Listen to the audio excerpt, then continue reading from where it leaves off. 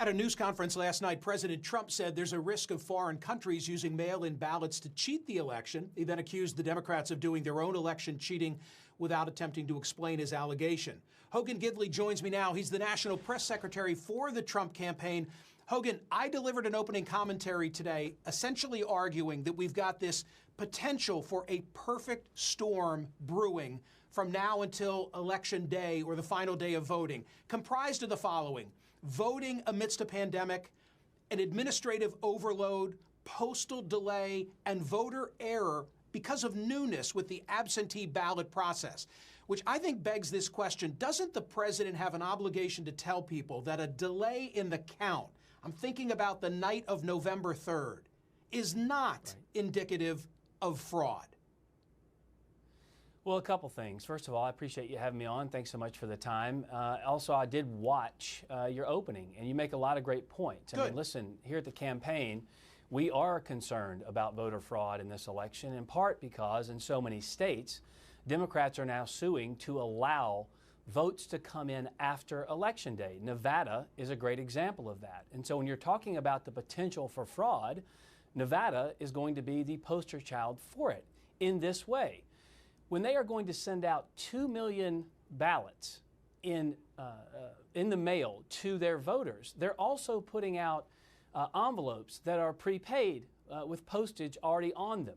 Now, the post office doesn't date those with a postmark because they're already prepaid. That means anyone could wake up on Wednesday morning, see that they don't like the results, and then go drop their ballots in the mail.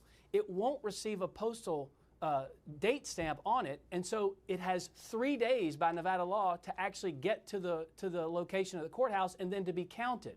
That is the potential for massive fraud. Not to mention the fact, if you mail it in before the date of the election and it is postmarked with a date, they still give you several days after that, 7 days in fact, for it to count toward the candidate you want to. So the potential for the election to change days later in Nevada is very real. And that's one of the things we're most concerned about. It's the universal mail-in voting we're talking about. The absentee voting that they do in Florida and other states, the early voting they do, there are mechanisms and methods in place to make sure the person who's requesting the ballot is actually the person voting. But universal mail-in voting is a serious problem, and we're trying to expose that.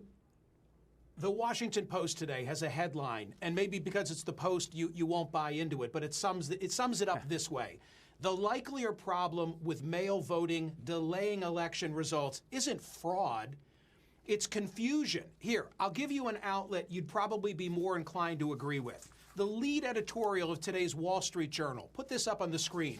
They run through all that went wrong in the New York election recently.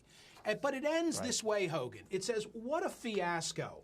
Meantime, the national debate over mass mail voting proceeds like two postcards passing in the night.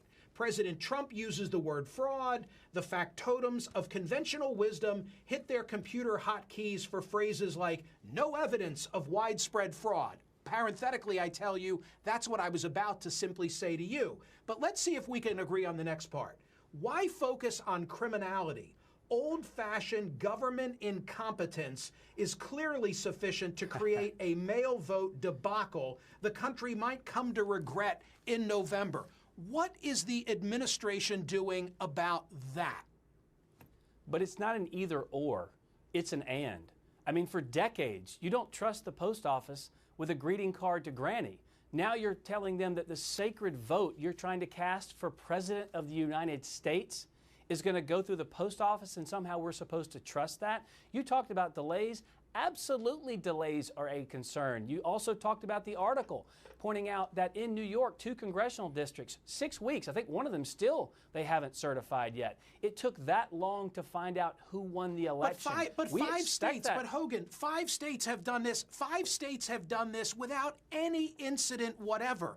My concern here is protecting the sanctity and the perception of the ballot. And my complaint with the president is that when he lays this predicate for fraud, he's setting up a dynamic where Americans on November 3rd are going to tune in looking at John King's magic wall and wonder, hey, why don't we have a victor tonight That's not indicative of fraud. It's indicative of people voting absentee in the midst of a pandemic and the system not being able to count as quickly as they normally did.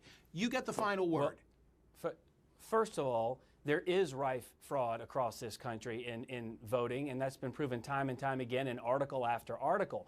But what you're arguing here is there needs to be widespread fraud before we address fraud. That's absolutely ridiculous. And the states you were talking about who do mail-in voting, correct. They've been doing it for a long time. A couple of differences here. Democrats are trying to change the entire way we vote 3 months out before an election. And in 4 of the 5 states you just mentioned, the date specific means the ballot has to come in by 7 p.m. on Election Day. It doesn't allow for votes to come in afterwards. That not only sets up a situation for fraud, but it sets up a situation for massive delays, as we've discussed on this show. The insinuation, respectfully, the insinuation is that somehow the rules are being changed to grease the skids for a campaign against Donald Trump, without acknowledging we're amidst COVID-19, and people are going to be scared to death to stand in lines, and they need to be accommodated. So my suggestion for the president is simply that he begin talking about how we're going to pull this off because we're America, because we're first world, not third world, and it won't be suggestive of fraud if we don't know a victor until the 4th, 5th, or 6th.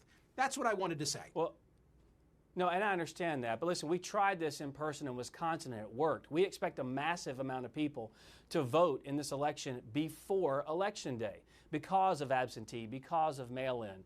But to pretend as though there is no potential for fraud or that there won't be fraud when the rules are set up to allow fraud is just a head-in-the-sand mentality. We've got to make sure the election is free. We have to make sure the election is fair. That's what we want to do. And so we're exposing those states that are trying to upend the voting system this close to the election day, but also allow for votes legally after the date of the election. That's unacceptable.